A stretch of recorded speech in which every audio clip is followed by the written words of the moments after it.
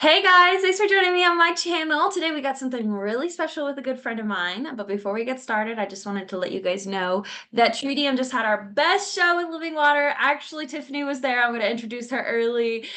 We had Heart of Dance come. We had so many great partners with Extol Records and Fire Drop. And right now there's been a lot of people responding to the content asking us to go to other places. We would love to go to other places. We would. We just need help finding locations. So if you guys want to help us throw a show, hit up True DM, Extol Records, any one of the DJs we work with, and we can make it happen. So that's just something I'm trying to spread out. But back to the reason why you're here, and that is for Tiffany here. Hey guys. So I met Tiffany kind of in a fun way. And we did do a testimony through her podcast too.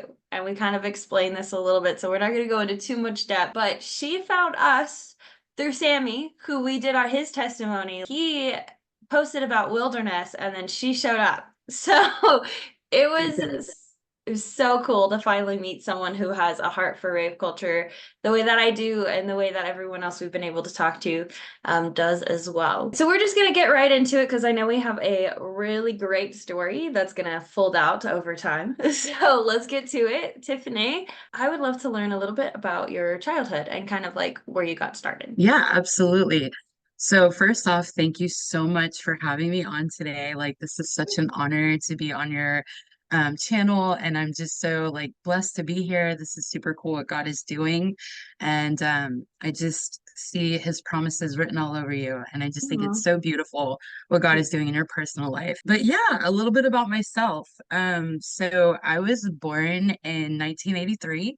I am officially an old school 80s baby. Come on. Shout out 80s. So I grew up, just a fairly normal life in the beginning and, liked to hang out with friends, dig in the dirt, climb trees. I was kind of a tomboy whenever I was a kid. I wasn't really too much of a girly girl, but I just like to have fun outside. I was an outside person. So I was never inside. I was always outside. I don't even think I ever really owned a Barbie, if that gives you any kind of context. But yeah, so I was an outdoors kind of gal, and I grew up, riding bikes, hanging out with friends, all the good stuff. As time got older, or as I got a little older, I want to say probably around 5 years old, my mom had to go back to work, and so she put me in a daycare. And that's where things really started to get very warped in my life at this daycare. Oh, interesting. Whenever I was in this daycare, some of the daycare owners had daughters and they were much older than me. And so they inappropriately touched me. It just really started jading my view of sex and of people, and just really starting to distort a lot of things in my life that I didn't understand because I was so little. But I did like have this sense of like, this doesn't this doesn't sit right with me, and as I got older, that stuff continued to happen for a couple of years. And then by the time I was 8 years old, my parents were starting to have marital problems. I really felt like I had no security. Like I was going to this daycare, funky things were going down, and then things started getting bad at home. I just remember it all kind of starting with this identity of myself of being this protector because I made a promise to myself at a very young age that I was never going to let my parents get a divorce. So I felt like it was my responsibility as an 8 year old to keep my parents together. And so there's just this constant, um, I guess, burden on me to try to keep their marriage going. Keep the So that's peace. kind of how things kind of got off on a very rocky start for me. That's interesting because which by the way, guys, we did my testimony on her podcast, as I mentioned earlier, and you were saying there was a lot of similarities. And like I can just really relate with everything that you just talked about, like being introduced to sex so early and it kind of confusing what it's meant to be, and then trying to be that peacekeeper in the household as Yeah, a like little kid, which in the end, kids can't do that, like as much as we could right. try, it's not gonna Yeah. happen. It's like our innocence was stolen, and then it felt this like I had to grow up very fast, Yeah. Hmm. whenever I should have been still like having all the fun as an 8-year old instead of feeling like, okay, now it's my job to like make my parents happy. Which it isn't. It's not the kid's No, job to do no, that at absolutely not. all. No, no, no, Well, no, and it's then not. it kind of instills like this disappointment in ourselves at a very young age that we weren't It able does. to do that, and Yeah. like we failed in a sense. Was your family believers? So it was more of a religious thing in our house. Like Jesus was mentioned, but it was out of a very religious context. So I didn't know that you could have a relationship with God as a child. I did hear that Jesus was loving, but all I knew was the basics, which was Jesus is God. He was born through the Virgin Mary. He died on a cross. And that was literally, and I knew Mary's husband's name was Joseph. And like that was it. That The was basics. literally it. I didn't grow up reading the Bible. I had never even read the Bible scriptures or anything because the particular church group that I was a part of as a child was just very religious works. They didn't teach the Bible. Uh, we didn't really know what was going on. It was just kind of a thing that I always taught my parents on going. I didn't want to go because it was so boring. So Mhm. that's pretty much what church and Jesus was to me. It was pretty boring. Pretty good Yeah. foundation. I mean, not good foundation, but there's the Yeah. foundation for it. Yeah. Okay. That makes sense. Did you ever see your parents pray together or read the Bible together or anything like that? No. No. Okay. No. Uh, My parents, their form of bonding was drinking. So like there was a lot of drinking in my household. Um, and so, but again, when you're raised around just drinking all the time, you think it's yeah, normal. it's normal. So my parents, they came out of the 1960s, 1970s hippie generation, and that always kind of like lingered in our upbringing. I was raised with like Jimi Hendrix and Janis Joplin and the Beatles and I was, yeah. all of that kind of stuff. I'd never heard a church song ever in my life, and it was just very kind of hippie, free movement, party lifestyle kind of upbringing. So, Gotcha. yeah. Born to be a raver. Yeah, exactly. Yeah, it was the foundation for raves. I had more of a foundation for raves than I did for God, at the time. So, I totally get it. My grandpa was the same way too. He would always show us Fleetwood Mac, Janis Joplin, and my dad loved mhm. Jimi Hendrix. And Oh yeah, yeah. I grew up with a lot of that influence as well. So what about like preteen years getting into high school? Like, did they get the Yeah. divorce or were So, they? so yeah. So what happened next was whenever I was about, I want to say 8 years old, 9 years old, my mom, she took me and she did separate from my dad. And it was very traumatic for me, just like leaving my dad because I felt very protective over him. And I blamed my mom a lot for taking me out of like breaking the family up. Right. And so she took me and we moved into an apartment, and then that's when things really, really started going downhill for me. At the age of 10 years old, I there was this group at my apartment complex that I really wanted to like be friends with, and they were all super older than me, and they were smoking cigarettes and wearing Doc Martens. And I used to think, ooh, it's like the early mid 90s, I want to wear Yeah. Doc Martens like Nirvana and like, and like so that was kind of like my very young like track of thinking. And so I started stealing cigarettes at the age of 10. And then this is where the downward spiral with drugs and alcohol really started. So at the age of 10, I was smoking cigarettes. And at the age of 11, I was introduced to pot by a family member. And then whenever I started smoking weed at 11, I just fell in love with it. It made me laugh. It made me escape like all of my pain that I was dealing with as such a young person.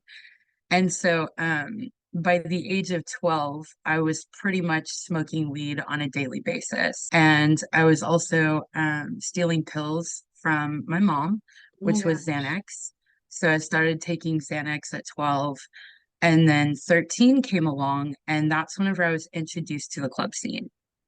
Wow. There was a club here in Houston. I'm not going to mention names, but there was a club and it was an all ages club. And so anybody at any age, whatever, could go there. And it was kind of a goth slash rave slash 80s club. It was kind of all three of those like music types all mixed together. Mhm. And I started lying to my parents, sneaking out, hey, I'm gonna go spend the night at a friend's house, but I would be at a club, 13 years old, dropping acid, dancing on the dance floor. And so that's whenever everything really started with the whole like beginnings of going to raves and clubs and things of that nature. Wow, you were so young, I 13. was, yeah, And yeah, that's I was such a 13. developmental age too, to start with that. Wow. Do you ever like feel like maybe that's affected like your abilities in some way? So I feel like drugs, what they do is they put a pause on your growth mentally, emotionally, especially the way you perceive life. And with me hanging out with a bunch of older people, um, I don't think that was good for me either, because it was like I wanted to be this older person. I didn't want to be that young kid anymore, and I didn't want to be perceived as a young child anymore. I wanted Mm. to be an adult, basically. So I started doing what I thought, the cool adults would do. And my music kind of like as this was happening, kind of transitioned a lot into like 80s new wave, which has a lot of like synth pop kind of um underlining bases of like where rave kind of came from, like techno and all of that old school stuff kind of started from. Um, so I really started kind of getting into like more 80s new wave, goth kind of stuff. And as my music changed, I would change with the music, if that makes sense. So I would identify and try to, because I didn't know my identity at all, like who I was, but I would kind of morph into this. Like if I was listening to goth, I was gonna be goth, you know what I mean? Or um, as it changed, I changed with music and with the people that I was like hanging out with and stuff. I mean, Yeah. and we're not the only ones because I'm like that too, where music just highly influences me, and it's a Yes. huge impact on not just like my attitude or my energy, but like my behaviors too. Um, Yeah. I don't understand how people can listen to music and not see an impact on their Right. behavior. I'd love to do a study one day on that. To get Yeah, definitely. like That would be a really good study. Oh, yeah, I'm sure there's some out there, but well, how long did this last? Like up until the end of high school? Did this just keep going? Yeah, it kept going for quite some time. And every year I would try a new drug. And what's crazy is like so I have a brother and he's 7 years older than me, and he was going to raves at the time. So there was, I think, a little bit of like family influence there too. And I really wanted to be like cool, like I thought my brother was, and all of these types of things, even though he really tried to keep that life away from me. I really think that he tried his best to separate his lifestyle from rubbing off on me. But when you're wrapped up in that, like you really do affect the people around you, whether you mean it to or not. Yeah. Yeah. And so I was picking up some stuff as well from him and really just wanting to fit in. I think with his crowd as well. So I guess it was like 1996. I went to my very first club whenever I was 13, dropping acid, fell in love with it.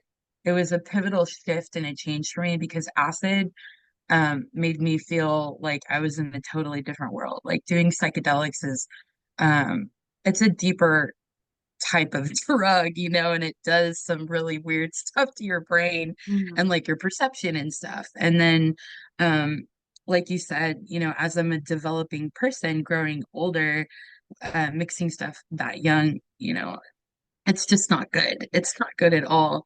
And so after acid, it just got darker.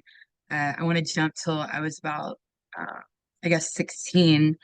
Um, I at this point, whenever I was 16, I was introduced to cocaine at 15, and then I was like, "Ooh, okay, I don't like acid as much as I used to. Now I like cocaine." Yeah. So I started doing coke pretty regularly, And then with that kind of drug comes a different type of people as well, like a Yeah, different type of crowd.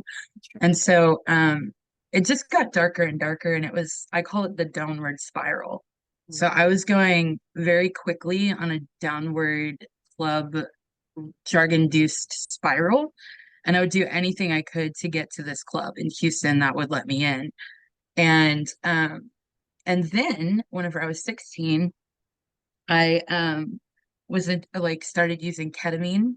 And then whenever I was 17, it got to this place where I started using crystal meth, and I was like snorting it. I was smoking crystal meth. I was doing pretty much everything except shooting it up. But one night I just remember the addiction was so bad at this point in my life, that I used to, as an outlet, write a lot of poetry to get my heart out, to get my feelings out, to get my emotions out. And I had this whole book of poetry, and I would just write and write and write. And one night, I just remember mixing crystal meth and ketamine, which is like an extreme upper and an extreme downer, at once. And I thought, oh my gosh, I'm gonna die, because my heart was beating like very intensely. And I started to have like a panic attack, and I didn't want to tell my parents that I was ODing in my room because I didn't want to go to jail. I was so paranoid, about everything. Keep in mind also, I forgot to mention that my parents did end up getting back together at this point, but their Okay. marriage was still rocky. It was still rocky. Okay. Here I am. I'm in my room. I'm like ODing on drugs. And I started to write this poem. And I sat there and I thought to myself, if God is real, I need him to show up in my life at this point because it's gone so dark so fast for me. And so I started writing a poem, and it's called Help. And I started just pouring my heart out through this poem slash prayer that I was writing out, pouring my heart out to God. And halfway down the poem, I kind of got stumped, and I was like, not sure what to put next. So I put, take me to the place where I will stay by the bay if that's okay. And I just remember writing that line down and just like closing the book up, and I survived that night by the grace of God. I'm going to come back to the reason why I wrote, like, shared that poem with you. But also at this time, I was introduced to the rave scene. So it was a massive step up from the club scene. This was no longer just a few hundred people going to a club. This was like getting into the realm of like thousands of people in this massive club, right? And it presented this, motto called PLUR, which stands for peace, love, unity, and respect. Um, and I felt so accepted, and I felt like, oh my gosh, I felt like a misfit my whole life.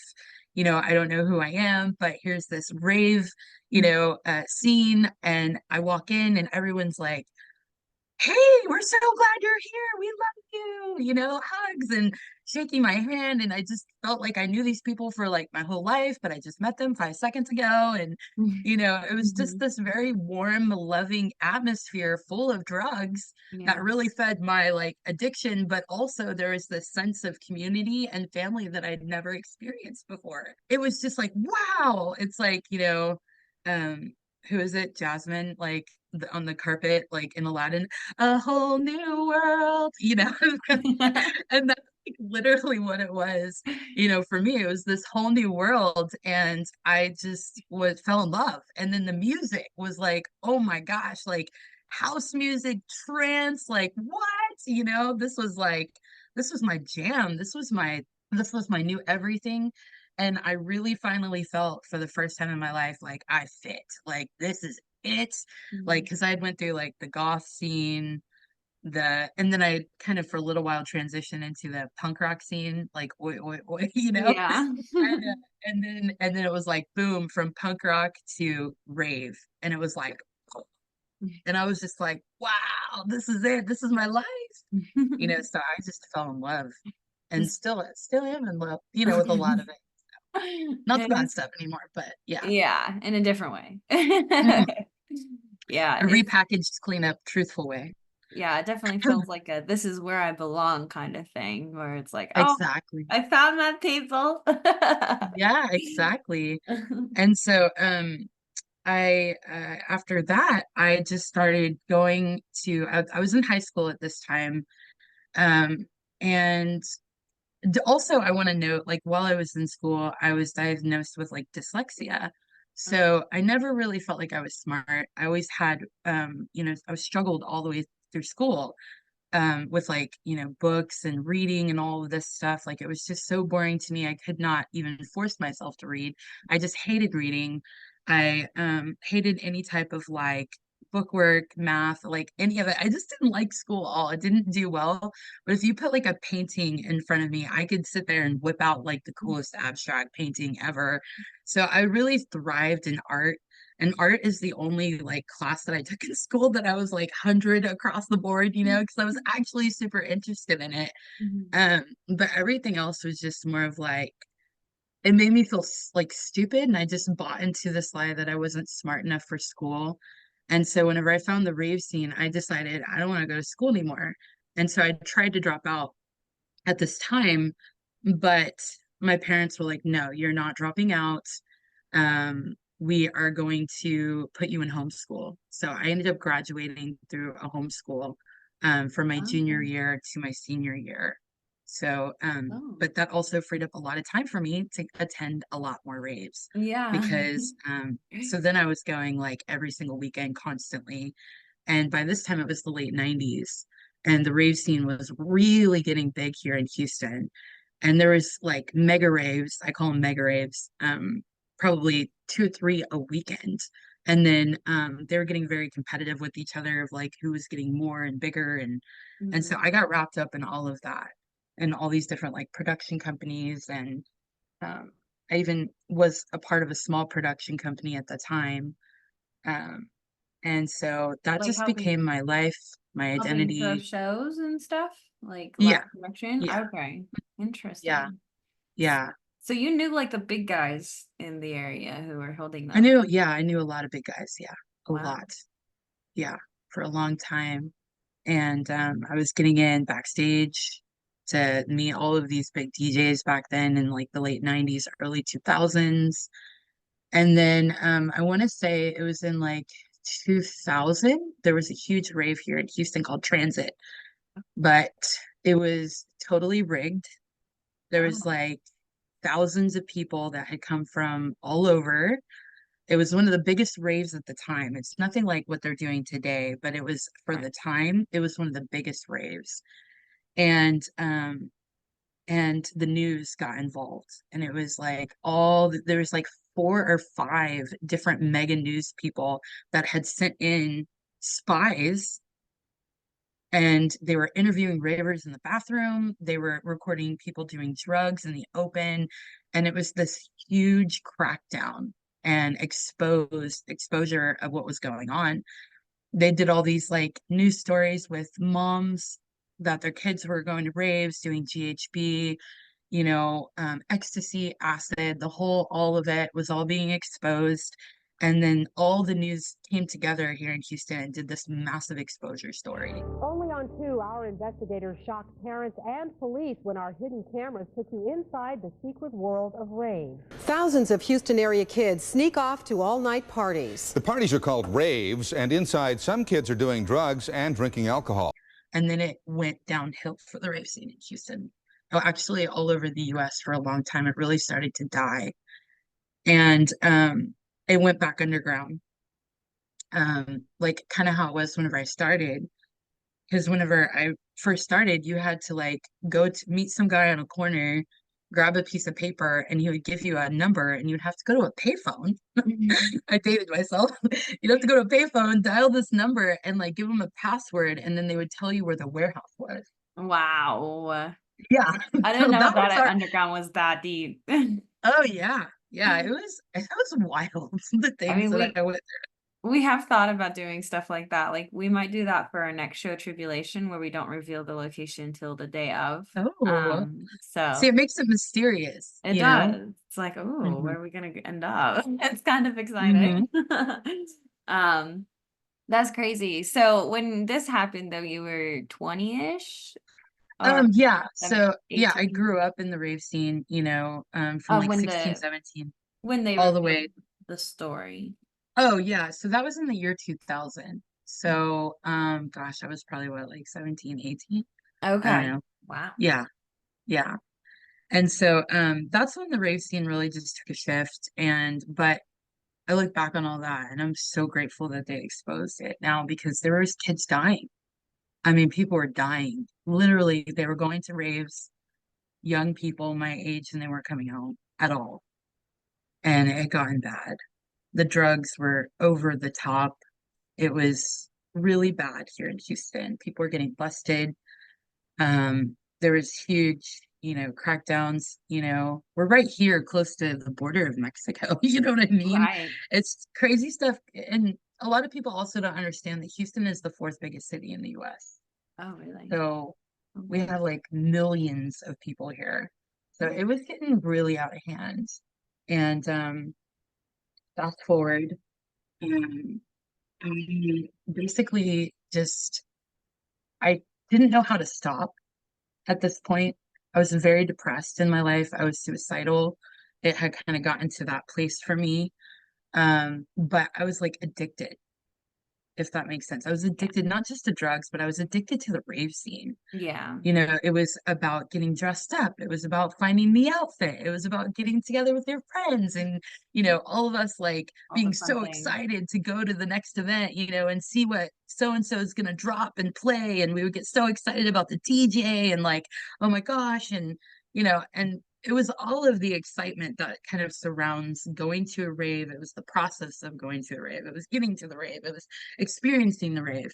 But the really hard parts, were the come down. It was the 6 o'clock in the morning thing when the sun's coming up and you're walking out and you're like exhausted because you've danced for 8 hours straight. Your stuff is starting to kind of wear off. You're trying to find your friends, you're trying to find your ride home. Like it was just a mess. Yeah, it was always the aftermath was always a mess every It was time. chaotic. It was chaotic. Did Houston ever recover from that story and that exposure? Yeah, so the DEA got really, really involved. You can actually go on YouTube and type in transit the year 2000, and you can watch a lot of those stories Wow. yourself so you can see. The production companies saw that they were making so much money, right? And they didn't want to stop. So then the security at these types of events increased a lot. And then they started searching people at the door and being very, very, very careful to cover like their side of the street, so to speak, so they could continue to have these. But the police didn't want anything to do with raves at all. They were very much against what was going on, and there was a lot of exposure happening within the Houston area. And so during this time in my life, I felt so sad because I felt like, oh my gosh, that's my family that they're trying to break up. That's my like religion, really. I didn't know it at the time, but it was very much kind of gotten to this place of almost cult borderline for me. Mm. And because I lived and breathed EDM music, I lived and breathed dancing. I feel like I left out this whole part um of my life during these steps, during this time, I was hanging out with pop and lock dancers. I was hanging out with professional dancers. And they were really, really influencing me a lot to dance. And so by this time in my life, I was even doing like events and stuff. They would have these huge dance circles, and people would know me. They wouldn't know my name, but they'd be like, hey, you're the girl that dances. You're the girl that dances. And so that's how my love of dancing really started. Mhm. And I really started uh, experimenting with like pop and lock, street style, getting really involved in whole in dance culture as a whole. I fell in love with it again. Like I thrived in anything artistic, you know. And that was something that I could create through my body and movement and tell a story with music through movement. And Yeah. so She's really that good, was just guys. I've seen it live. I've seen it live. It's really good. yeah. Thank you.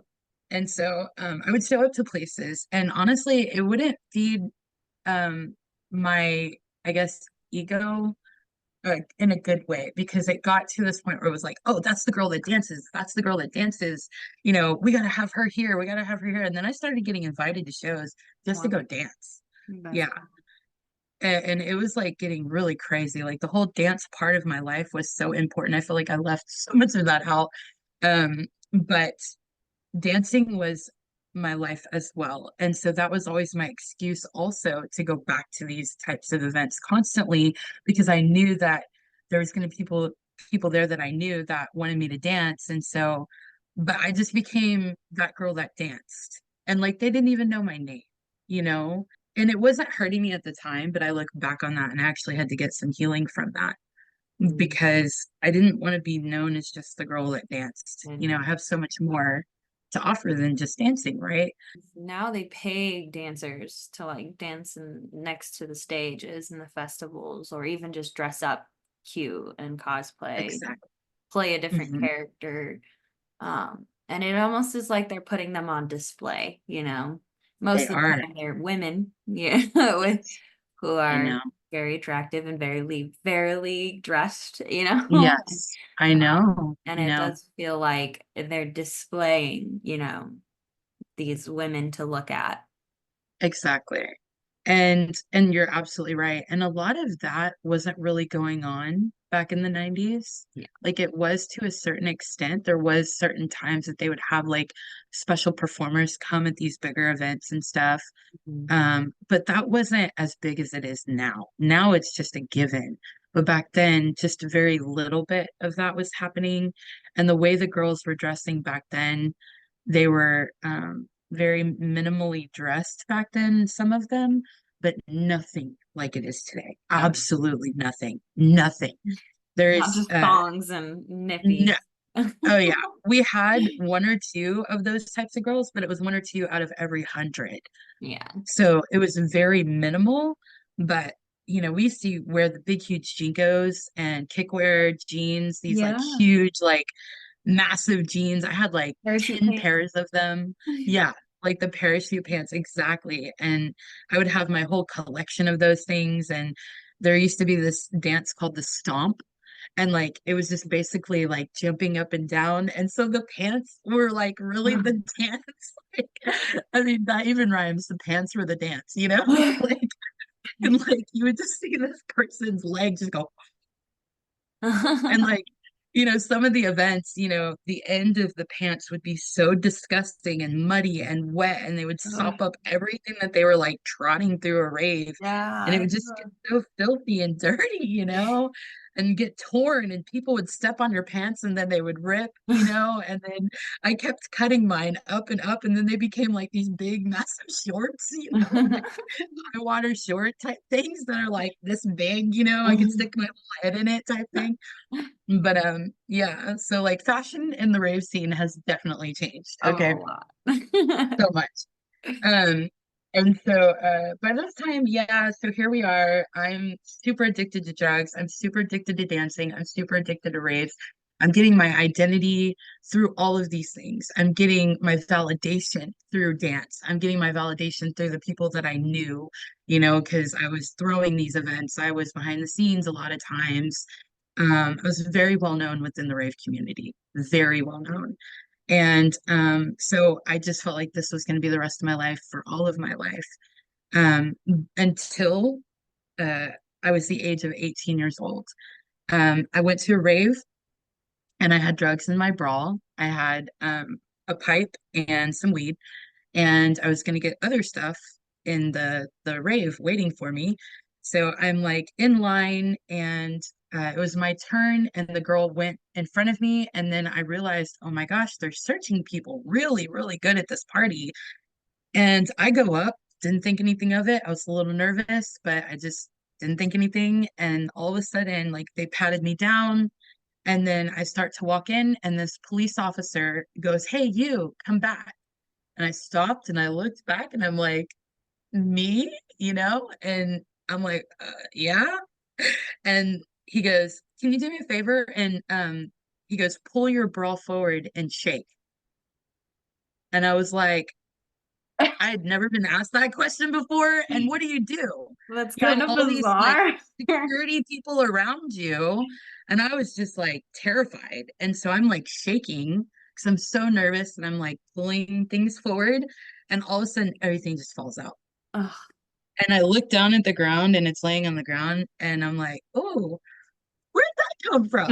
You know, like that wasn't me, you know, like, oh, okay, like, all right, you know, like I don't know how that got there, you know, and I was very naive at this time in my life too. And he goes, okay, come with me. And he grabs my arm and he pulls me aside and we're waiting for the longest time and I still don't know what's going on. And I was like, can I go back now? Like my friends are waiting for me. And he goes, no, you're not going anywhere. And I was like I was so like shocked that he said that. And he's like, you're coming with me, you're going to jail. And I was like, I'm going to jail. I couldn't believe it. I was Yeah. just like so dumbfounded by that. And And to so get away with from it for so long. Or yeah, for years, yeah. And yeah. it was, but it was an intervention. I look back and it was such an intervention in my life, you know, and I needed it. And Mhm. sometimes like our interventions look different in our life. God knows what we need to get our attention, right? And Mhm. if I would have kept going down the path that I would have definitely died for sure. Eventually, something would have happened. Um, because also at this time, again, I had mentioned earlier, I was starting to use a lot of heavy crystal meth, and then I was supposed to crack cocaine, and I started to just start to smoke crack during this time. So it was like the enemy was pushing me to the next wave, you know, of drugs. And and so it was an intervention. I get in the back of a cop car. They take me to underneath this huge freeway here in Houston called the Pierce Elevated, and underneath the Pierce Elevated, they had the DEA set up, and there was all these other ravers that they had brought in from that rave that were also arrested, and they were searching everyone. And I still had something else in my bra, like on the other side that didn't fall out. Only part of it fell out, and I just remember the cop saying, "Do you have anything else on you that we need to know about? Because we're gonna find it later. You might as well let us know now." And all of a sudden I reach because I was like so just ready to surrender. I was like, fine. So I reach like this, and everybody starts to grab for their guns because they don't know what I'm just about to reach for. And I pull it out, and then they relax and they're like, okay, it's not what we thought. And I just remember that happening and being terrified, like, oh my gosh, I can't believe my life just got to this place. So I pull out some more weed and I slam it down on the table, and then they're like, thank you. And then there's these boxes of all these different drugs that they had already taken from the rave, and it was like ecstasy, acid, crystal meth, cocaine, and it was all labeled. And there was so much of it sitting there on the table that they had already taken from all these other ravers. And so, anyways, fast forward to make a long story short, I go to jail. It was my first offense. So, they let me out on a year probation, deferred adjudication, but I had to come back every month to take a drug test. Well, I knew in my heart that I wasn't ready to quit drugs. I knew that I couldn't do it on my own. Like I was too far deep into it, but I forced myself to get off of a lot of the stuff, but I couldn't stop smoking weed. And so, because I felt like I couldn't function without it. And so, I just remember trying so hard to like keep it from everybody. And I would take all these things to try to like, you know, still pass my drug test, these different drinks that are guaranteed to help you pass your drug test and all this stuff. And I was trying all these loopholes to see if I could continue this lifestyle that I was living, right? But clearly the brakes were being put on my life for sure. So I was backing off on a lot of things, but I couldn't back off on smoking weed just yet. And so, about 6 months into my probation, um, I, my friend called and she was like, "Hey, we're going to see Carl Cox tonight. Let's go see this old school like Chicago house guy, whatever." So we're like driving downtown Houston, and we go to the event. I get sick. I got really sick because I ended up taking drugs that night, taking ecstasy.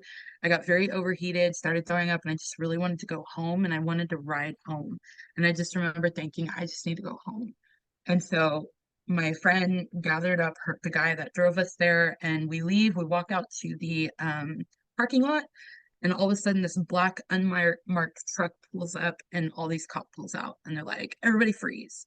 And so we're all standing there, and I'm looking around, like having like this "what is going on" moment. And they're like, "We need to search your car. We're searching your vehicle." And so they pull out my purse from the backseat of the car, and I had weed and a pipe, and they're pulling out my wallet, and they're like, whose is this? And I'm just standing there again, quiet, like didn't say anything. And I'm just seeing my whole life basically flash before my eyes in this moment. And I know that it's over, but I didn't fess up to it because I knew it was going to happen. And I just was so quiet, and I was very sick. And the next thing I know, they're like pulling out my probation ID card, and they're like, "Oh, I remember you." And then I got a better look at that police officer, and I realized that was the police officer that arrested me 6 months previous. No And way. He remembered me. So here I am, deja vu, Wow. like going back to jail, repeating the same thing. So I went back to jail, and by the grace of God, they gave me a court-appointed lawyer that she actually cared for me. She got me in a 3 months rehab facility because they were trying to figure out what they were going to do with me and all this stuff. And so I ended up going to a state-funded rehab facility for 3 months, which was really interesting because the very first week they told me, okay, I want you to go home and I want you to pack a week's worth of clothing to take to this rehab. So I'm so nervous about being sober. I'm more nervous about being sober than I am going to rehab, just because of I get it. detox and having to go through all of things The like that. withdrawals. Yeah. Withdrawals, it's rough. And so, fast forward, I go home and I ask my mom, I'm like, hey, do you have a suitcase I can pack my clothes? And she goes, yeah, there's one in the depths of my closet. So I go into her closet, I'm digging through all of this stuff into the very bottom and back of her closet. And I pull out this very tattered suitcase, and I drag it upstairs, and it literally has a big hole in the middle of it, and it's like duct taped together. It's so old. It's literally made out of corduroy, so that it was probably made in the 80s, you know? It was so old. And I'm thinking to myself, do we not have a newer suitcase I can use? Like, what the heck? So I drag it upstairs nonetheless, and I open it up, and this was when I encountered God for the very first time. I opened it up, and right in the center of that suitcase is this little picture of Jesus. Mm. And I pull this picture of Jesus out, and I'm sitting there on my bed, and I'm looking at this picture. And I started to have this like immense sorrow start to kind of wash over me. And I'm so sad and I'm so emotional. And I flipped the card over, and on the back of the card, there was two Bible scriptures, but I didn't know that they were Bible scriptures because I didn't know what Bible scriptures looked like or anything. And I'm like reading it, and it's like John 14:27 and Isaiah 26:3. And so both of these scriptures talk about having peace, and not as the world gives, but as he gives, right? So it's about having peace with God. And I knew in that moment that what are the odds that this picture of Jesus is in this suitcase, and I'm trying to make sense of it in my head. And all of a sudden it was like this anger came over me, and I was like, my mom planted this in there, because I was so paranoid from all the drugs that I had been doing. And I was like, my mom planted this in there. And so I stomped back downstairs, and I'm like, how dare you try to shove Jesus down my throat? Like, what are you doing? Don't you know I'm going to rehab? I don't need this right now, like all of that. And so I was so deceived. And so, but nonetheless, like I took the picture and I put it in my back pocket. And I was like, well, I'm going to take Jesus to rehab with me. Okay. So I show up to rehab the very next day, and they tell me up front, they said, if you have a good week, first week, you will be rewarded with a walk to this park down the end of the street. So a week goes by, I'm detoxing, I'm having like this whole sober moment that I hadn't truly had since I was a little kid. And so we walk down to the park at the end of the street, and there's this archway at the park. And above the archway, there's a sign, and it literally says, by the bay. Oh, like your poem. And in that moment, I stopped, and I was trying to process the fact that how did I end up here, and how is this park called by the bay? Mhm. And it hit me in that moment that God was speaking to me 2 years previous through that poem that I wrote.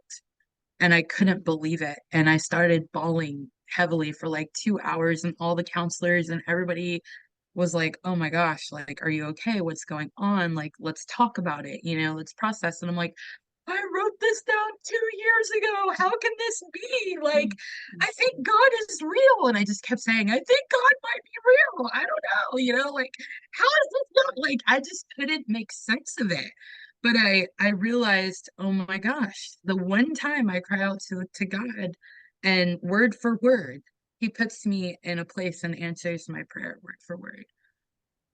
And so I went through the entire 3 months of that program just with God all of a sudden a idea and a concept in my mind that he could be real. I still couldn't get past it. It was in a way that it was like you can't disprove what happened. It was blatant black, like blatantly in my face, like in such a way to where it was like, wow, wow, God is real. And so I finished the program, and by the end of the program, I'm terrified to get out because I knew that all of my old friends and the old stuff was still out there in the world. And the day that I got out, I had someone call me and say, "Hey, let's celebrate the fact that you're out of rehab. Let's go get high." And the everything just came back. Oh, Like, yeah, it just went crazy. And so, but I didn't have the foundation to stay sober at that time. And so fast forward, I I tried to smoke weed, but I started having severe panic attacks. I was struggling with PTSD. I was struggling with a lot of like mental health issues, a lot of emotional health issues. And then I got into a very toxic relationship for 7 years, wow. and went down this crazy road with this guy for a long time. Still didn't know who I was. I turned to drinking, but I quit doing drugs because in my mind I was like, well, I quit doing the hard stuff and this is legal, like it's not going to put me in jail anymore, like the last stuff did.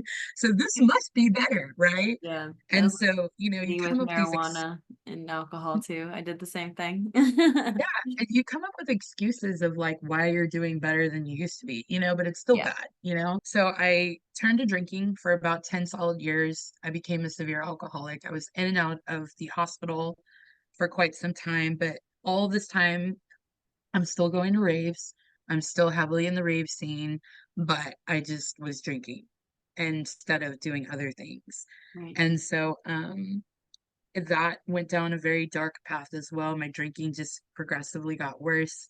And the last couple of years before I got saved, I was ending up in the hospital from alcohol poisoning 4 different times, and they were all on New Year's. So for 4 years straight, every single New Year's, I was in the hospital for alcohol poisoning. Just like Yeah, it that. was terrible. It was terrible, and it was a miserable place to live. And I broke things off with the toxic guy. Yay. I'd moved to Dallas at that time to be with him, but I left him and I came back in like 2010 and kind of dated people here and there, but nothing serious. And then I got to a place in 2012 where I would cry myself to sleep every single night because I was very dysfunctional with drinking. It was really bad all over again. And I just remember going to a club one night, and it was around Halloween time, and we dressed up. And I go into this club, and here I'm the girl that dances, right? Known Yeah. for that. This couple comes up to me on the dance floor, and they're like, "Hey, we want to give you a drink." So I'm like, "Okay, cool, sounds great. Free drinks, woohoo!" So they like give me this drink. I drink it, and 15 minutes later, I just remember going up to people, and I was always the happy drunk, right? I was the happy one, the Yeah. cheerful, bubbly one. And I just remember something shifted in me, and I really think there was some demonic influence there. And I started ripping beers and drinks out of people's hands, random strangers, and smashing them on the ground. And I just started going up to random people and just ripping them out of their hand, and just basically lost my mind there. And it was very scary, very scary. Do you think they And put then, something in your drink? oh yeah, absolutely. Oh, Yeah. Yeah. why? I think that someone slipped me something in my drink, because within 15 minutes, there was just a major shift that happened over me. And I started doing that. And then someone found my body behind the couch on the stage, completely like passed out. And so that next morning, I woke up at some strange apartment on a couch. Didn't know where my car was, didn't know where my wallet was, didn't know if I closed out my tab, didn't know where any of my stuff was, didn't know where my phone was, none of it. And there was some guy sitting in this chair watching me sleep. And I'm like, this is weird. And so I wake up to this and I'm terrified and I'm still feeling very sick. I can barely walk. And the next thing I know, I start to like get really sick, throw up, and I'm throwing up and I'm panicking. I start having an anxiety attack real bad. I find my phone. It was sitting there on the table. I grabbed it, called my mom, and I'm begging her to help me, begging her. But by this time in my life, I had cried wolf so many times, like always asking my parents for help. And this was the first time that my mom actually was just done. She was like, no, I can't do it. I'm busy. I can't help you. I'm sorry. But she didn't know the severity of what I had gone through, like how really, really bad it really was. Yeah. And that's the driving force that made me get to a place where I was truly at the end of myself because nobody was there anymore to help me bail myself out of my situation, to take me to the hospital, to basically continue that lifestyle. I just want to say good for your mom because like it's hard being in the addiction recovery, and I'm getting emotional because I have so many friends who are in addiction, and it can be so hard to do that. It can be so hard to say no and draw that boundary when people are at this point in their life. And I know we're going to get to a point where you're going to show us how it actually helped you, because that's always what happens. Like I had to draw the line for a friend of mine who was in active addiction. And I would come to her side and she kept telling me she wanted to get sober. And then she went back on her word about rehab. And I had to just say, okay, well then don't call me if you're in trouble, because that's it. I can't keep putting you in front of me. And that's what led her to get into rehab. And that's what led her to her current sobriety right now. So just a quick encouragement for any moms or friends or siblings or family members of addicts, like it is good. It is good to draw those boundaries and to say no. Like it helps them, believe it or not. It does. Yeah. It does. Yeah, absolutely. Yeah. And it was really great that she finally got the strength to take care of herself Yeah. instead of taking care of me. Yeah. Because she spent her whole life taking care of me, you know, and you can only take so much. You can only take so much. Yeah. And so I got to that point, but I just remember everything was real. It just got more real than it had ever gotten. And I realized, I was 29 years old at the time. And I was like, I can't live like this anymore. Like, I just can't do it. I can't do it anymore. This is it. I'm done. This is to the point where people are slipping me things and crazy things are happening to me. I've already been through so much in my life at this point, and I was just so exhausted, honestly, being on this hamster wheel of rave, drug, repeat, rave, dance, drug, repeat, rave, dance, drug, repeat. I couldn't do that anymore. I could not be on this hamster wheel. And I was exhausted. I had danced myself to death. I had drugged myself to death, and I'd raved myself to death, And so after that point, I just remember eventually coming home. I slept for like a week and I still didn't feel right.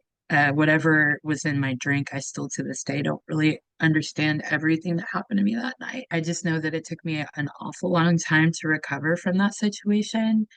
And about a week later, I had a DJ friend call me and she's like, hey, I can get you in backstage passes. Come and watch me play at this huge club in Houston. Da, da, da, da. So it was like that invitation was still always there, that temptation to like keep going. And since that was all I knew, I just remember going to the club, but I only had like one or two drinks, which was unheard of. And I sat there and I just kept looking at the drink like, I don't want this. And I would stop and I would look around and I'd be like, I don't want to be here. Like I don't want to be here. And everything in my heart just felt so wrong. So I actually left early. I came home that night. I went to sleep. And the next morning, I was living with my mom, and she knocks on my door and she comes in, she goes, "Would you like to go to church with me today?" Aw. And I pretty much like was very just angry at my life. I was in a dark place, mentally, physically, spiritually. I was pretty much in this place of dying, or I felt like I was dying, like my life was over.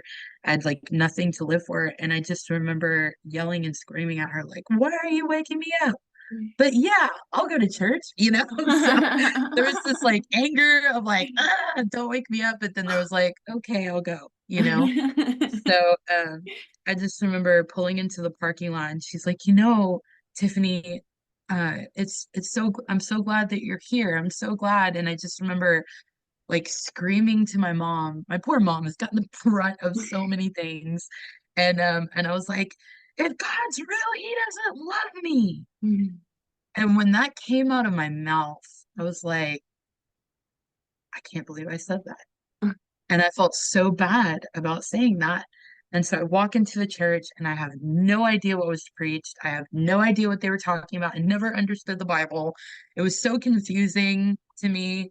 And but at the very end, the pastor made an altar call and he goes, I was living in Hollywood. He's telling his story and he's like, I lived in Hollywood for years. I grew up in this 80s heavy metal band. I was addicted to cocaine. I used to drink, and God is the only thing that set me free. And I just remember like, I couldn't believe that my pastor, somebody so holy, right? That's how I looked at Christians, so perfect, um, could ever, live that past life like me. And that really got my attention. And I just remember he said, if anybody wants to accept Jesus into their heart as their Lord and Savior, I want you to come up here right now. And I want you to let me pray with you. And so, like, there was this huge spiritual battle going on. And I just remember thinking, like, I got this. I got this. I don't need this. I can do this alone. And then all of a sudden, it was like Jesus turned on the light. And like everything became very clear to me. And I just realized I can't do this. I've been trying to do this for years. I can't do this by myself. Yeah. And so I literally like ran to the front of the altar. And my mom, she was looking the other way and she wasn't paying attention. And she didn't see me get up out of the aisle and just take off towards the front. And the lady behind her taps her on the shoulder. And my mom's like looking around for me, like, where did she go? And the lady behind her goes, "Is that your daughter?" And she goes, "Yeah, where'd she go?" She goes, "She went up to the front." And my mom's like, "She went up to the front?" And by this time, my mom had come out of that religious, religion, and she had gotten saved 2 years before this happened. And I just remember she started changing the music she was listening to. She went from Jimi Hendrix to Chris Tomlin. I'm like, what? And so here, the Lord had been working on my mom. And then I went up to the front and I just remember praying that prayer of salvation and accepting Jesus into my heart. And I started shaking really bad up at the altar. And it was like, I felt like I was being delivered from a lot of demonic influence in my life. And they put me in this prayer room. Wow. And there was a woman in there. And everybody else that had went up and accept Jesus that day, they had put them with like specific prayer partners. Right. And there was only one lady left in the room. They were like, there's only one person left, so go ahead and go to her, sit with her. And I just sat there and cried and poured my heart out and started just like telling her every sinful thing that I'd done in my life. I was like, I did this, I did this, I did this. And it was just this like purging almost happening to me for like 2 hours. And it was totally against church protocol because they usually just take your name and number and give you a little Bible and send you on your way, right? Uh-huh. But it was such a divine appointment in that moment. And she just allowed me to just cry. And she just held me and she listened to me and she counseled me and she loved me. She loved me. And she told me, she's like, I want you to go home. I want you to get rid of everything in your house.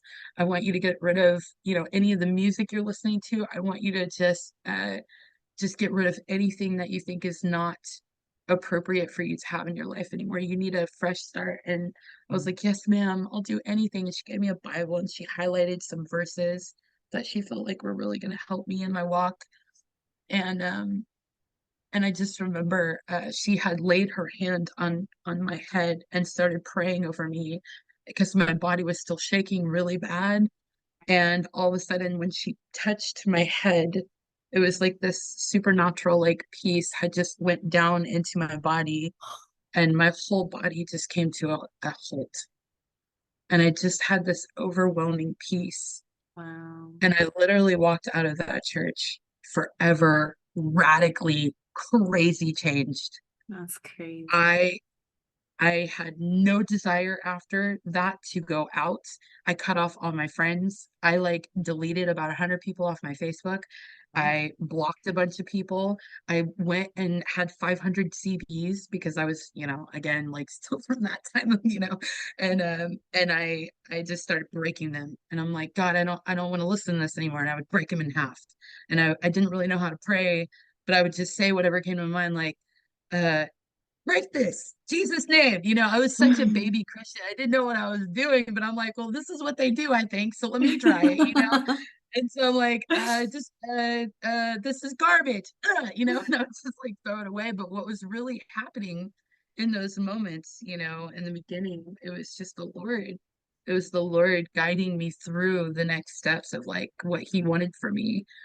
And then for I want to say 2 years after that. And every day I would wake up and I would just be energetic and I would walk outside and I would look at the clouds and it'd be like 4K, like, whoa, I've never seen clouds before, and then there's a butterfly, like, wow, In color. I've never noticed this before, and everything was in like HD, high definition, like, oh, and then I just started diving after Jesus, man. I would be, instead of be closing down the club, I'm closing down church. I'm closing down the Bible study. It's like, okay, Tiff, it's 2 o'clock in the morning, go home. And I'm like, no, but the scripture says, da da da da da. Like, I was so crazy about the Lord, and I fell head over heels in love with Jesus.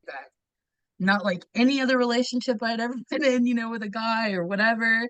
Like, I fell crazy in love. Wow. That's such a great story. I don't know. There's something so special about people who come from not believing and not really knowing Jesus at all to just making him their whole life. Like, that is just so beautiful. Like, every salvation is, special. I don't know. I always knew Jesus, and I feel like I always knew God loved me. But to come from a place where you just didn't even know, to like Yeah. make your whole life, Yeah. amazing. It's pretty intense. I feel like the intensity I had in my previous life just got shifted into the intensity into my relationship with Jesus. Right. It's like I gave up that old life, but I kept the passion and I kept the like intensity and maybe the addiction, but it's just now I'm addicted to Jesus, and not addicted to drugs anymore. Like, I need more of him now instead of more of like the worldly things, you know what I mean? And so after I got saved and I'm like just discovering him in these really unique ways, I mean, he started becoming so tangible in my life and showing up, like the Bible says, that he will pour out his spirit, right? In the last days, and like, what is it? Men will dream dreams and people will And prophesy or whatever that verse young is. men will dream dreams, Dream or dreams, see visions, and old men will see dream dreams. visions. Yeah. Yeah. And like, it's like that verse has just become so alive in my life. And he just started really showing up in these really profound ways. And the Okay. Holy Spirit is the best teacher, right?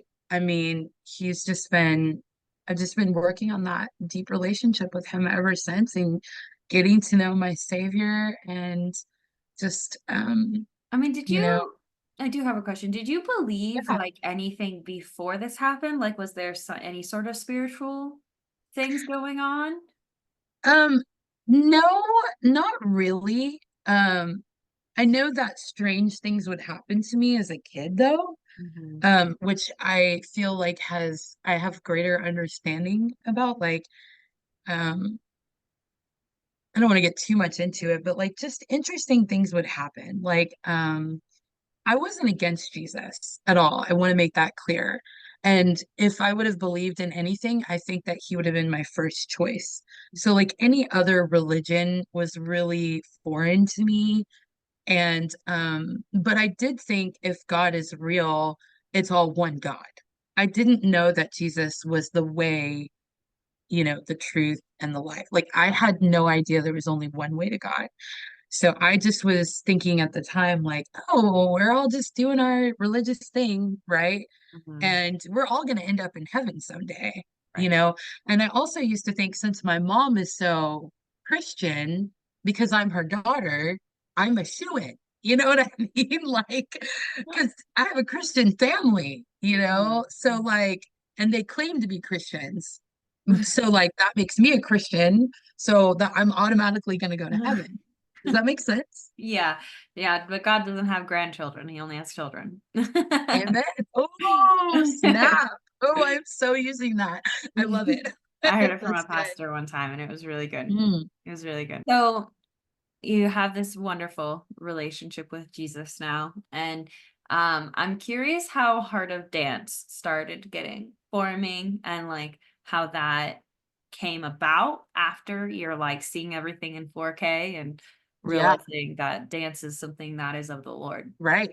Yeah, so it started out, I just needed a place of quietness with God.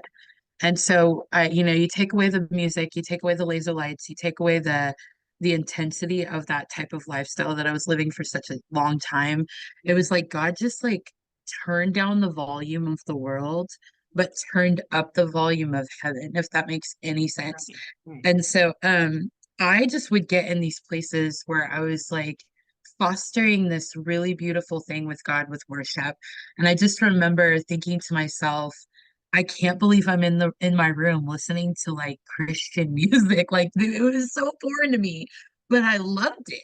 And I would just sit there, and God introduced me to all these, like, Christian music, Hillsong and um Jesus culture, and like all of these big like worship bands and stuff. And I started really falling in love with that type of music. And it Mhm. was like God just like doing a lot of heart work in me, and I was laying so many things down. But one thing that I really struggled with, to lay down, was dance. And so I had no friends, and I'm about 30 at this time. I had turned 30 and I had no friends. I felt like a loser. I'm like, God, I'm single, I'm 30, and I have no friends. What are you doing to me? But it was just this really special time with just me and God. It was like he gave me a clean slate, and he was starting over, like, completely in my life, rebuilding me, changing perception on things, really bringing me into this like brand new beginning with the Lord, which is what I really truly needed. And also, the more that I would spend time with him, the more I would be healed from like past traumas and past things that I had went through. And so, it was so beneficial for me and so necessary for me to spend that quality time with God, and getting to know the word and getting involved in church and doing all of those types of things.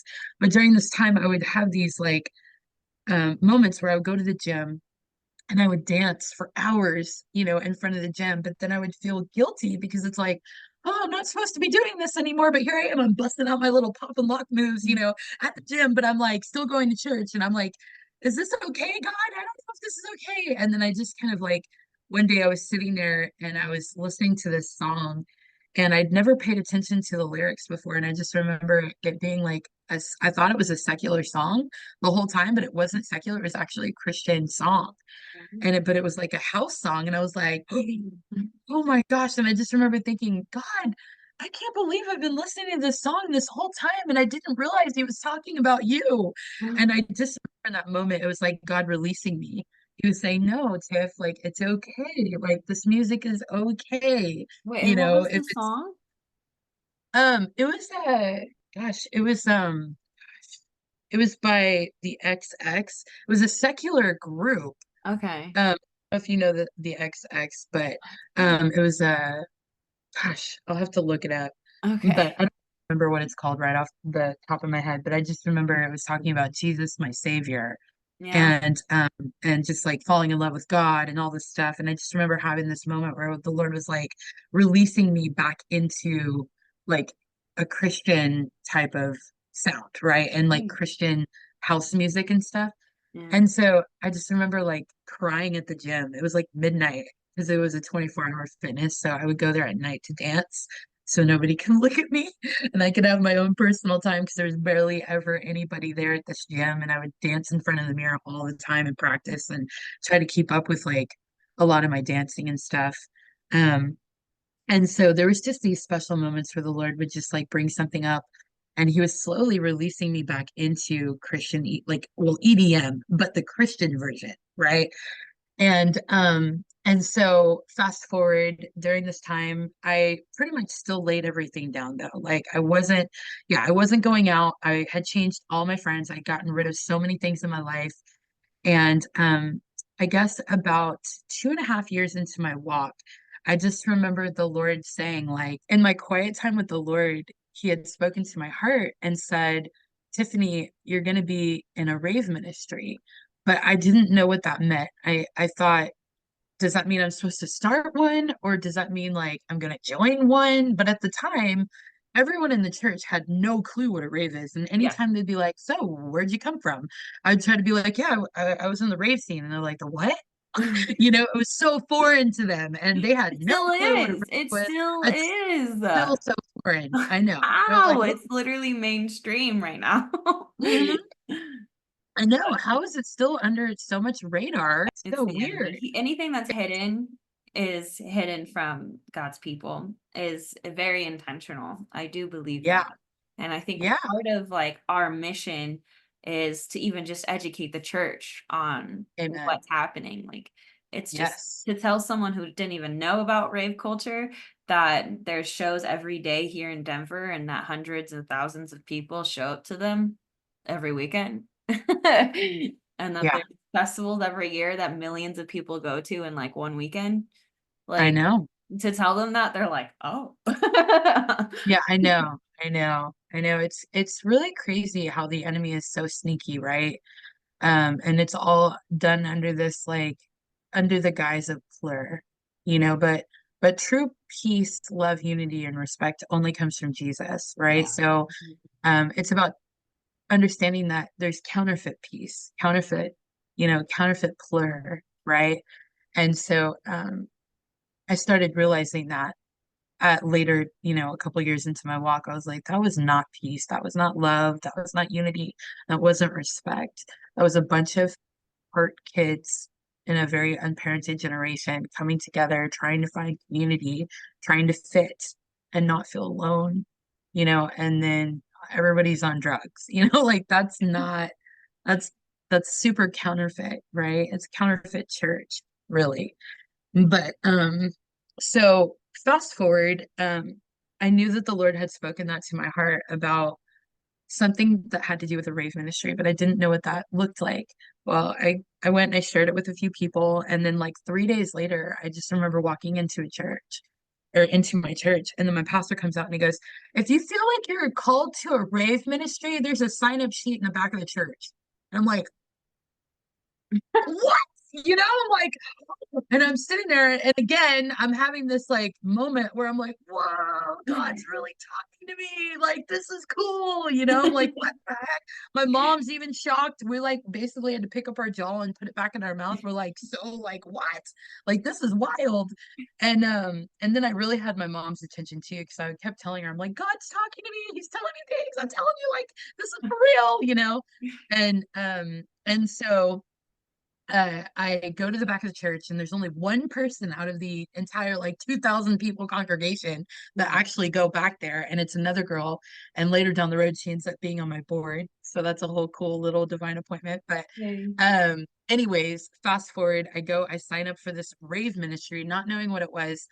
But I just knew that I was supposed to be there. I was like, there's no other way in the entire world of like anything for that to be a coincidence. And so I go back there, I sign up for this Rave ministry, and nothing happens for a year. And I'm like starting to doubt what God told me. And I'm like, I thought I was supposed to be a part of this. And so there was a lot of confusion. Well, fast forward, I ended up talking to the person that ran that specific Rave ministry. And she's like, they never even said anybody came to sign up that day. And this was a year later that I finally Oh, got in wow. contact with her. And she's actually the head of Clear Life Ministries, which is based out of California. They're in like 6 or 7 different states. Yeah. And they actually go to raves, and they're rave moms and rave dads, and they pass out bracelets. Yeah. They help people and all of Rachel. that. And so I served on their leadership team here in Houston based for about 2.5 years. And I learned from them everything, how it takes to run a nonprofit, how to get your 501c3. And they were just such good healing and mentorship there and discipleship under their ministry for about 2.5 years. I was flying back and forth to California, serving in that Rave ministry and partial in Houston. I was still working a full-time job, 40 hours a week, and I was going to Bible college part-time that my church had offered, Calvary Chapel School of Ministry. And that's the church that I got saved in, was a Calvary Chapel. So it's very right. Oh, shout out Calvary. And so yeah, I was going like back and forth even to the hub, like in California, where it all started with the whole like Jesus movement and all of that. That's so awesome. Yeah, I heard Chuck Smith preach one time before he died. He came Oh, to our church. really? Oh, Yeah, it was Hawaiian Day. And he showed up. We were all supposed to wear Hawaiian clothes, and he shows up in this like hardcore Hawaii, like of course. he looked like Hawaii 5-0 with like a lei and everything. And he's super old, and he's like, he talked very California. It was so cute. But anyways, yeah, such a cool guy. But so fast forward, I start serving in that ministry, and then one day they call me and they're like, hey, Tiffany, we love you so much, and you're doing such a great job. We want you to move to California and to live with us and to really go deeper into the ministry and stuff. And I said, well, let me go on a fast and let me bring that up to God and let me ask. And I was so excited because I literally felt like, oh, this must be the big thing that God wants me to do with my life, right? Because he kept giving me these promises, like someday I'm going to use you in this really big way, da da da da da. But it hadn't fully come to pass yet. And I wasn't really sure again, like what all that meant. Um, and then I go on this fast, and I'm like seeking God. I'm like, Lord, can I please move to California and join Clear Life Ministries and live with them? And this is so cool. And the Lord said no. And I was so broken. I was like, what? Like that's not what I expected you to say. But I had to be obedient. And I said no back to them. And they're like, oh, okay, like we understand. Da, da, da, da. And so about 6 months later, on a normal day, I just remember walking out to the park. I had my Bible with me, I had my little devotion, and I opened up the Bible, and it was like Exodus chapter 15. So I started reading down Exodus chapter 15, and if you go back in scripture, it talks about how Egypt came crossed the the sea parting. Moses is leaving them the sea open, supernaturally miracle, right? And they go to the other side. And I'm like, yeah, cool. Like they're being delivered from Egypt. Woo, go Moses, right? And I'm reading and stuff. And then all of a sudden I get to verse 20. And it says, then Miriam the prophetess took up her timbrels and led the ladies in song and dance.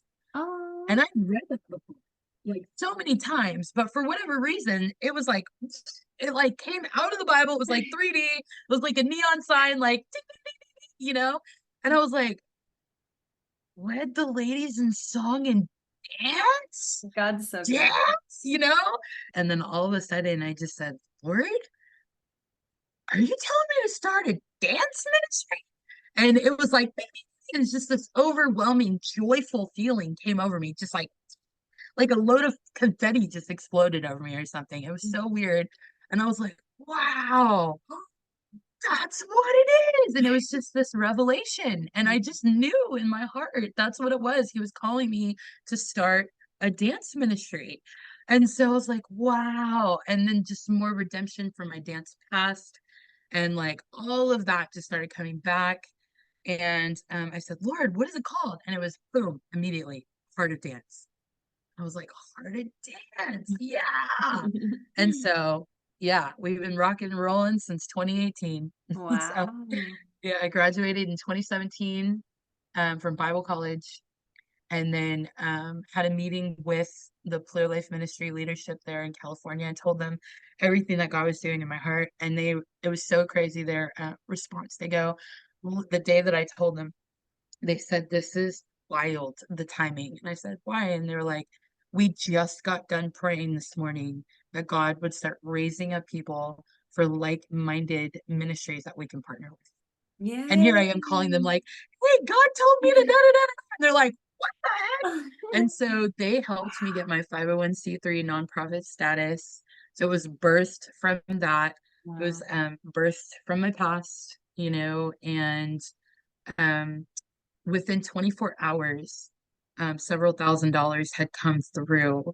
I didn't have to fight for it. I didn't have to work for it. It was like a God thing. People were just like writing me checks, like, here, go get your nonprofit status, because it's very expensive to do that. You have to go through the state of Texas, like all of these things. There's just a lot into it. And so you have to have a board of directors and all of that, and they have to be qualified and just all this stuff. And so it all just came together, and it was in like record timing, just in like 2 or 3 months. I got my my status back with a yes. And then That's insane. 2019 came, and we were getting ready for our very first event. We were so stoked and fired up, and we're like, yeah, we're gonna do a launch party. And we had everything set up for this launch party. And then all of a sudden, boom, 2020 hit, and COVID just like. So we've had to go through that tough COVID season. And now, like, I guess in 2020 is when at the end of 2020, we really started getting things ramped up. But now that COVID is more in the past, we're starting to become a lot busier and busier and busier. And then God put you in my life. So cool. It's just crazy, the timing, because I found them early on, and actually asked them to come to Living Water last year, but I had gone through a car wreck, and my being in order was just not a thing last year. So but the fact that they prayed over that for more partners and stuff in 2018, then you come, and then now Extol Records started in 2019. 2020 is when they started. I got called to change the playlist for True DM in 2020. Like, that's like a ripple effect, just like seeing God, like, okay, we're making this move. Yeah, It's absolutely. crazy. Wow. Yeah. Wow. Yeah. And even Sammy, I found out Sammy got saved the same time that I repented and made the Lord my master. Same exact time. So it's crazy. It's for such a time as this, right? Yeah. I mean, the Lord, he has everybody he wants to use in mind for what we're supposed to do, and he's spread us out across the country. And I just think it's so cool how the Lord is just like, okay, it's time to start like unifying them and putting them together, and like, let's make something bigger, right? Yeah. Because we're better together. We're better together, We are. And Stronger. so stronger. Yeah. And God needs, he needs that stronger, unified team to go after the particular type of events that we're going after, right? We're going after the lost, like, and that's a Right. big thing. Like, the Right. Rave scene is big. It's So huge. There's a lot yeah, of people in it. it's a That's so lot. awesome. Oh, Yeah. it's so great. Yeah. I'm so Yeah. grateful to hear the story and to be able to share it. Thank you Yeah. to everyone who's watching. How can everyone here support Heart of Dance, and then you, Tiffany. Wow. Definitely pray for me for sure. That would be my number one ask because, you know, even though things are great, right? My life is so much better. The enemy hates me, you know, so I need prayer, guys. That's Like, a good thing. yeah, so definitely pray, number one, because it's a spiritual battle that we're fighting every day, right? But number two, if you guys want to come alongside of side us and join any one of our events, we're working on our next Kaleidoscope event, which I'm so excited about, and getting all of that prepared. And I'll release some more information on my website here pretty soon. But if you want to check us out, you can go to www.heartofdance333.dance. And everybody always asks, what does the 333 stand for? And it's all about Jeremiah chapter, what is it, 333, okay, where it says, Jeremiah saying, come to me and I will show you great and mighty things which you do not know. So I felt like it's an invitation to want to know Jesus in a different way. So that's where that's rooted from. So you can get a hold of me through my website. You can also follow me on any of the social media platforms. Instagram is HOD.Houston. It's got a big rainbow heart as the logo. And that's the other thing the Lord told me, take back the rainbow. Take back the rainbow. Whenever I prayed about Yes. what And the logo would look like. delivered too at Living Water. We got a Girl. double rainbow. Double! Yeah. Oh, Like he was one wasn't enough. He's like, let's do a double rainbow and like really wow them, you know. like really show them that we're fulfilling our promise. The Yeah, Son, like this was Holy supposed to Spirit. happen. Yeah, I also have a podcast called Social Butterfly, which is on YouTube. So I'll give And you all the Facebook. links. YouTube And and Facebook. Mhm. Oh yeah, yeah, YouTube and Facebook. I'll have Yes. all the links in the description so y'all can check it out and you can listen to my testimony on her. Sorry, I know Yes. I already have my testimony on my channel, but it's nice doing it with other people because we are able to talk about different things and relate on different things. And Tiffany Yeah. has so many great things to say in regards to me sharing what I went through and everything. So if you want to hear that version, that's also going to be tagged or added down in the description there. If you want to subscribe for more Rave testimonies, I'm going to start doing just other testimonies like I used to do. But right now I'm really focusing in on, because there's so many great testimonies out there right now of the Lord saving ravers, and it's going to keep doubling over, and it's just going to keep getting more and more disciples from the rave scene, in the rave scene, and in the CEDM movement. So I'm just too excited not to share with you guys. Make sure to check out other rave testimonies too if this is something you're really interested in. If you're a raver, you don't have to do drugs, you don't have to drink alcohol, and you don't have to worship the devil or Satan to listen to this music. So make sure to listen to our playlist. True EDM playlist is a discography playlist, so you can discover other Christian EDM artists. And then follow True EDM, follow Heart of Dance, go to events that are sober and Christian, that worships the Lord, and you don't have to expose yourself to those things. So I just wanted to lay that out there. And yeah, thank you so much, Tiffany. So much. Yes, thank blessed by you. this. Thank you so much. So blessed, made me cry a couple times. Me too. Me Good. too. We're all crying together So here. good. Yeah. So And good. I hope this video was able to bless you guys too. Make sure to subscribe and join us for the next one. Thank you and shalom.